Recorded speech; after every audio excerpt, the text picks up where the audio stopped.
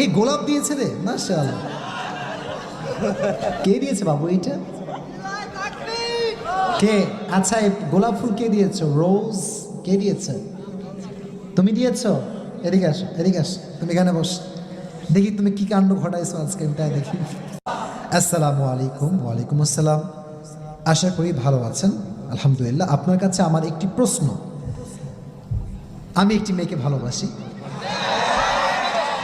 সেও আমাকে ভালোবাসে, কিন্তু আমাদের পরিবার মানবে না। এখন আমাদের করণীয় কি?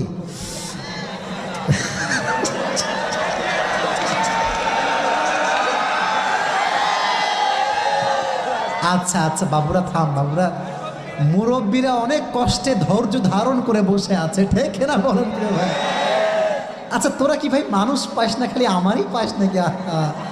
আচ্ছা শেষ কথা দেখি, সে ভালো কথা লিখেছে।